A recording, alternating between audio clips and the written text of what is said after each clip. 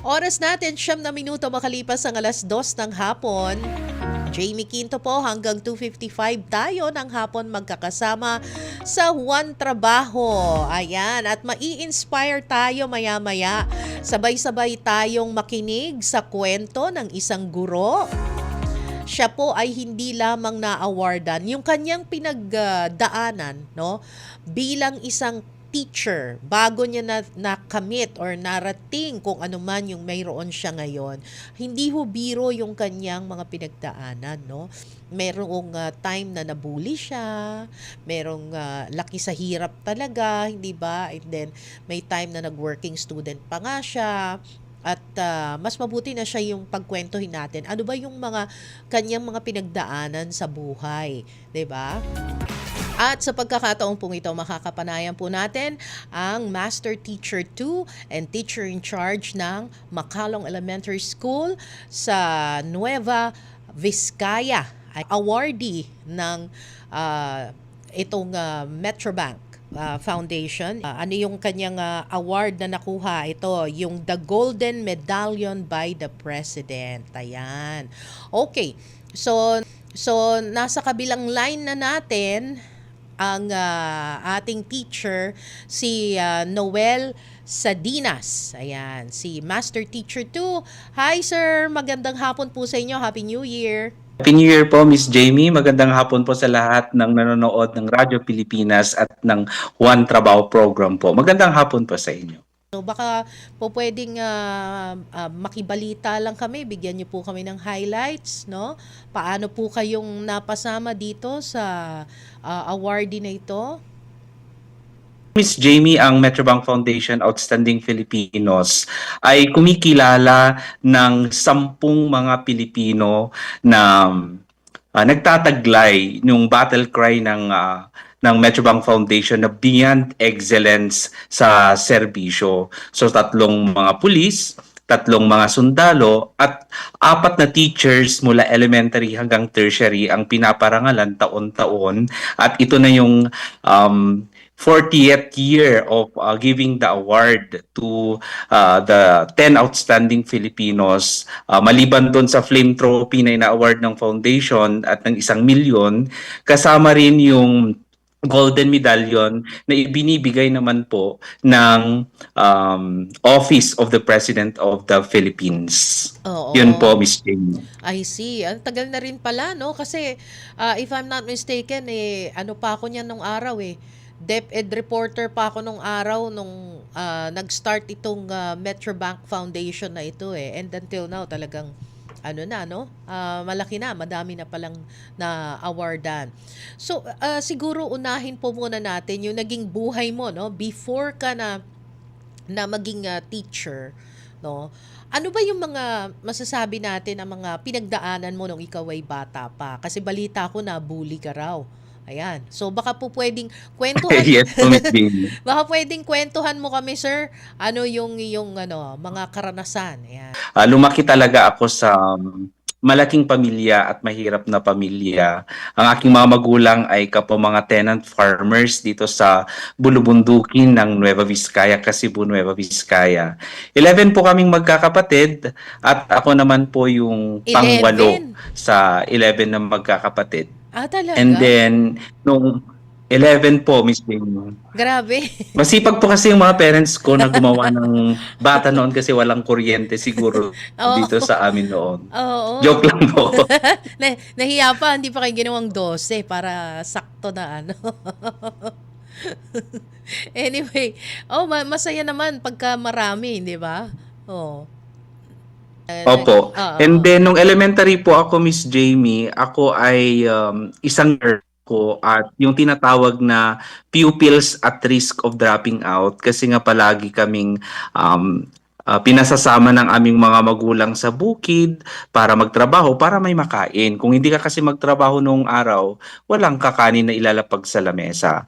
And then, sa 3 sunod-sunod na araw na hindi ko pagpasok sa klase, Pagdating ko sa klase, sakto naman po na assessment day, may long quiz that time at na zero talaga ako sa klase. Pinagtawanan ako ng buong klase kasi ako lang talaga yung walang nakuha sa quiz. Doon ako umiyak at doon ako namulat na kinakailangan ko talagang mag-aral, na wala akong aasahan kundi ang magkaroon ng edukasyon makatapos ng pag-aaral, at yun yung mag-aangat sa buhay namin, Miss Jamie.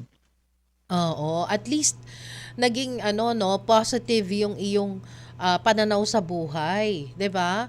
Kasi yung iba diyan, ang magiging dating nun kapagka ganoon, para bang ano, magse-self-pity na lang. At least ikaw sir, ang tumatak sa iyong isipan, Yes, Miss Jamie. excuse me, ang tumatak sa iyong isipan ay kailangan mag-aral ako, hindi pupuwedeng ganito. Totoo naman, oo. Dun sa mga kabataan na walang hilig mag-aral, 'di ba? Nakakalungkot kasi Opo. hindi nila naiisip na darating ang panahon tatanda rin sila, 'di ba? Well, sige, may makukuhang mga trabaho, no, mga odd jobs or kung ano pa man, na kailangan halimbawa sa construction, di po natin minamaliit yung mga nasa construction. But then again, 'di ba? Dadating yung panahon na tatanda ka, hihina ka, and ang tanging makakapagsasalba lang sa iyo ay yung talino mo o kaya yung kaalaman mo, hindi ba? Yes, Miss Jamie. Tama. Oo, oo. Okay, so kuwentuhan mo naman kami. So nung time na 'yon, so nagsikap ka, ganyan, and then until finally naging teacher ka na. Okay, bakit naisip mo na ano na kumuha ka ng teaching as profession? 'Di ba yung iba kasi parang or gusto nila halimbawa mag-OFW or mag-nursing, mga ganyan. Bakit nalinya ka sa pagtuturo?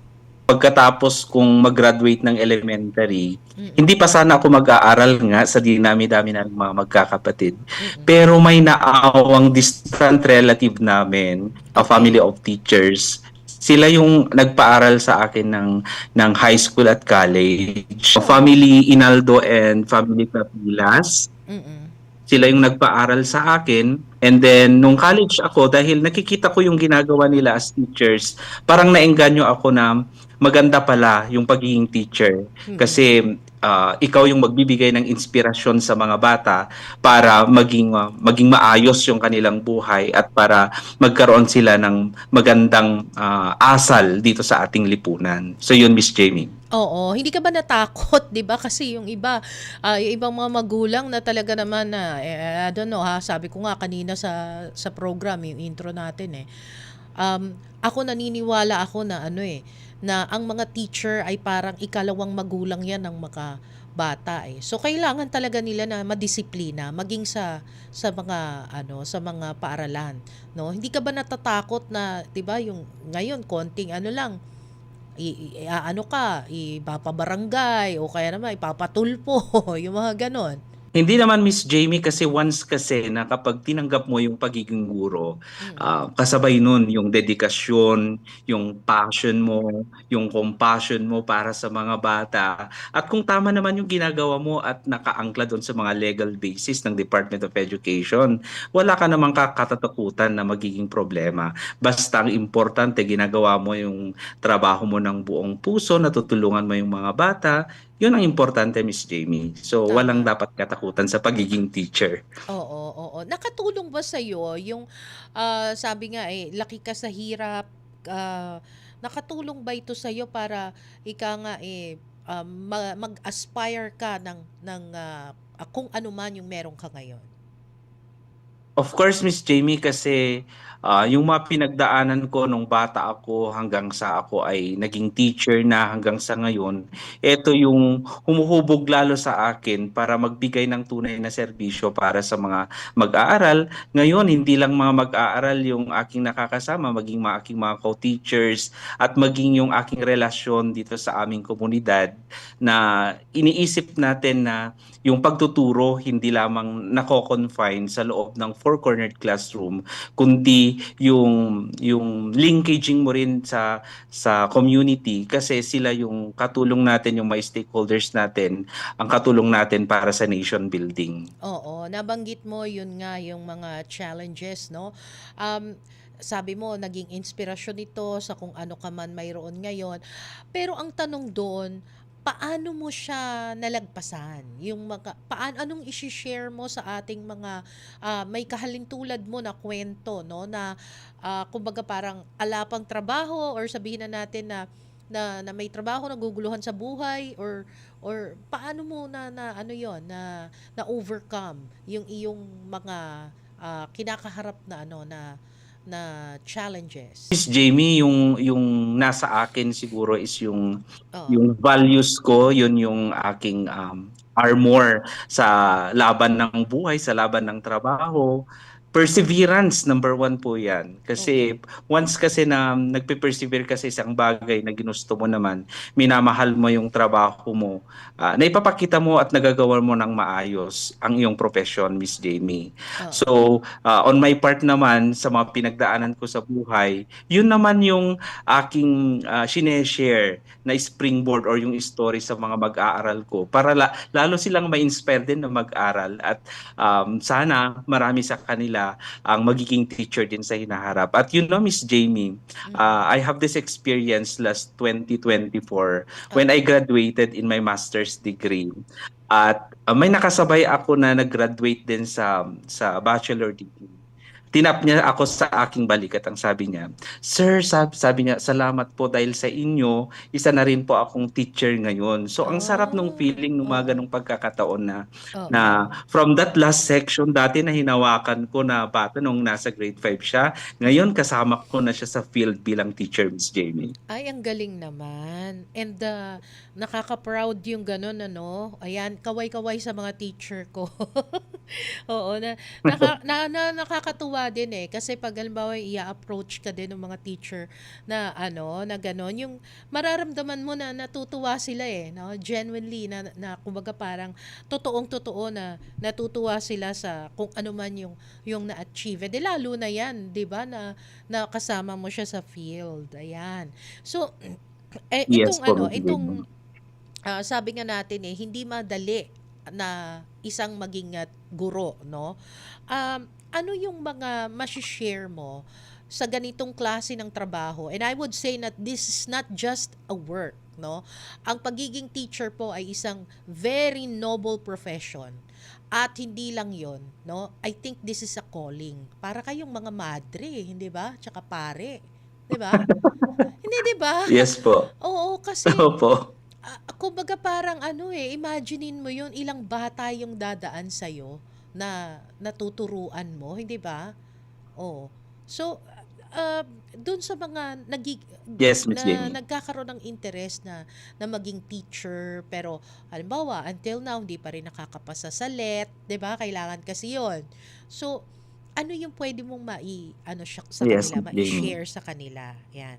Mm. Para naman po sa mga nagnanais na maging teacher po, dapat sana ay may baon kayo ng mahabang-mahabang pasensya at yung paggabay sa mga mag-aaral. Dapat mahalin din yung profession na pinili ninyo kung gusto nyo talagang maging guro. At napakahirap yung trabaho ng pagiging teacher, pero masaya. Okay, Oo. so fulfilling naman yung pagiging teacher. Mm. So, nung pumasok ako, Miss Jamie, no, ay very idealistic ako pagpasok ko nung 2012. Sabi ko, magtuturo na ako. Oo. Pero nung pagdating ko doon, um, meron akong regular class, last section class, and then pinakiusapan pa ako na maging pioneer SPED teacher, Miss Jamie. Meron Oo. akong 6 na learners sa special education plus yung regular class ko. So napakahirap. Pero pinag-igihan ko, I capacitated myself through trainings. At ang sarap ng feeling ngayon, Miss Jamie, na dito sa Bulubundukin ng Kasibu Nueva Vizcaya, because I pioneered the first class of special education, meron na kaming building for special education at may mga teachers na rin for special education items. Ay, ang galing. Ayan. Okay, babalikan pa po natin yung inyong napakagandang kwento, Teacher Noel. Sandaling-sandali lamang po. Mayroon lamang po tayong mga paalala mula po sa ating himpilan. Babalik po ang inyong One Trabaho pagkalipas lamang ng ilang paalala.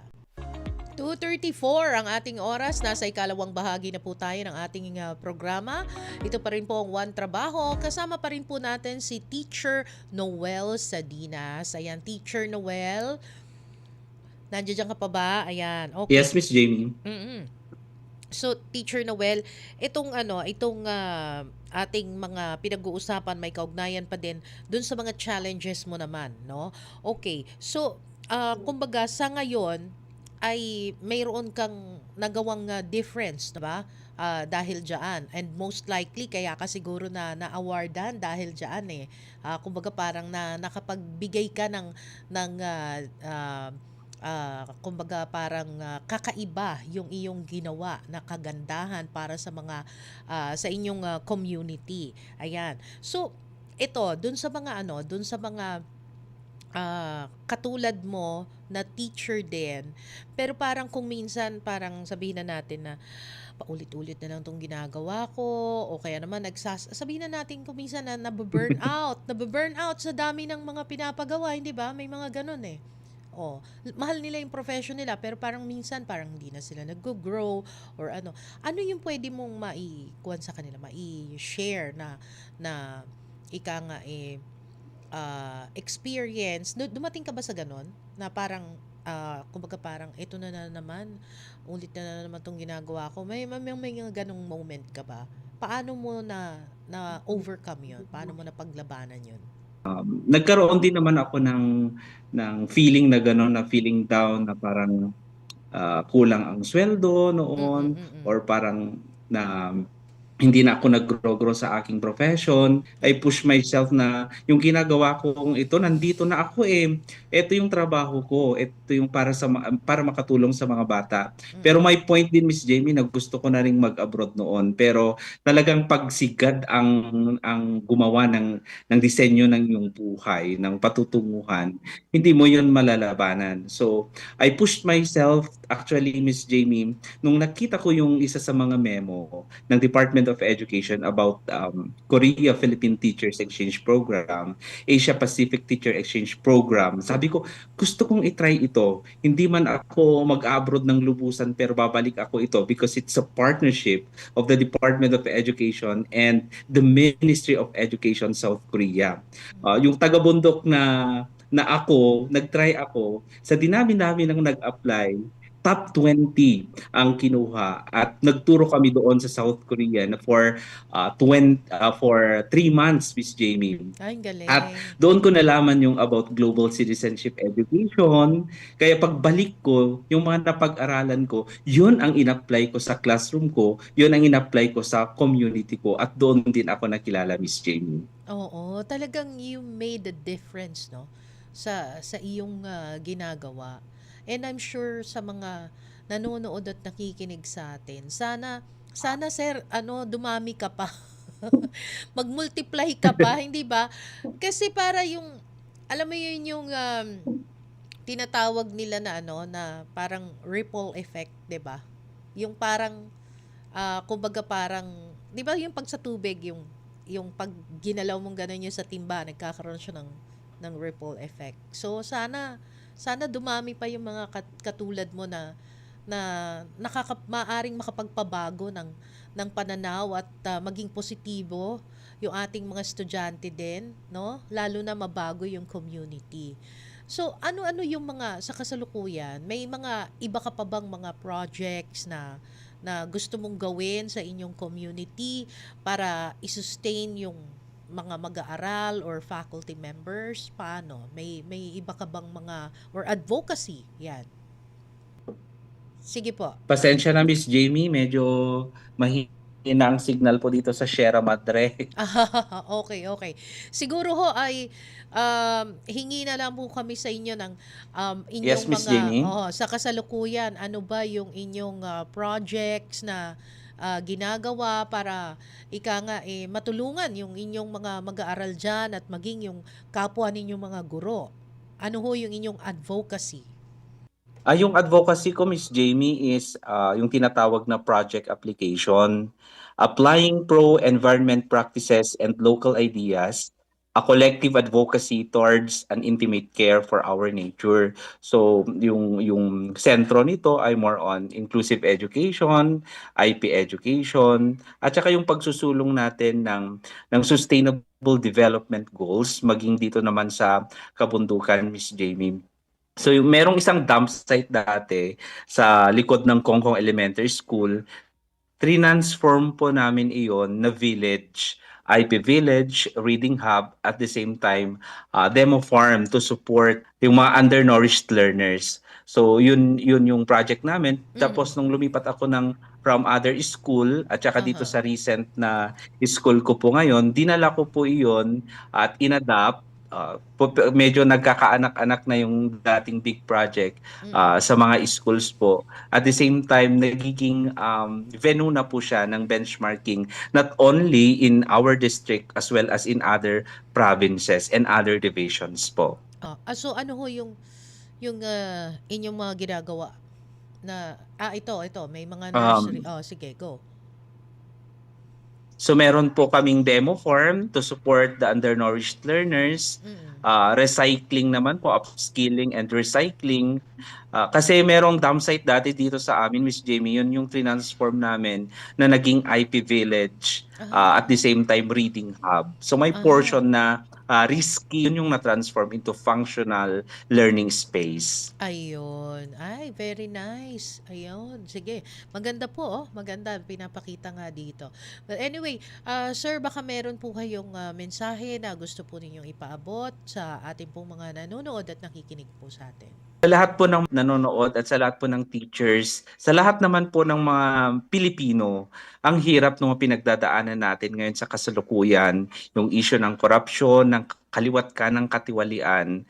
Pero huwag sana tayong mawala ng pag-asa kasi lalo na sa atin ng mga teachers, tayong kadluan kasi pinanggagalingan ng inspirasyon, tayong tagahubog ng mga bata. Patuloy nating gawin yung ating mga trabaho ng buong husay, ng buong puso, ng walang hinihinging kapalit nang sa gayon ay makatulong leader para mawakasan na itong korupsyon at katiwalian, magkaroon ng pagbabago, yung tunay na pagbabago dito sa Pilipinas. Sa teaching naman, sakto lang yung sweldo, mamuhay ka ng marangal. So, hinikayat ko ang ilang mga kabataan na kumukuha ng teaching, lalo yung paigtingin ninyo yung dream ninyo na maging teachers para may makasama kami balang araw. Gusto ko ring magpasalamat Miss Jamie sa Metrobank Mm. Foundation Outstanding Filipinos dahil kahit taga-bundok ako, yung dating simple lang na ginagawa ko, napansin nila. So Mm. thank you very much Metrobank Foundation Outstanding Filipinos sa parangal. Napakalaki pong impact nito. Nabigyan ako ng boses para lalong magbigay ng inspirasyon, hindi lang dito sa buong Pilipinas po. I see. Okay, nako. Again, maraming salamat Salamat po. po Miss Jamie. Opo. At naway dumami pa ho yung mga katulad po ninyo, Teacher Noel. Okay. Si Master Teacher 2, Noel V. Sadinas, siya po ang teacher in charge sa Macalong Elementary School, dyan po sa Nueva Vizcaya. Buwan trabaho.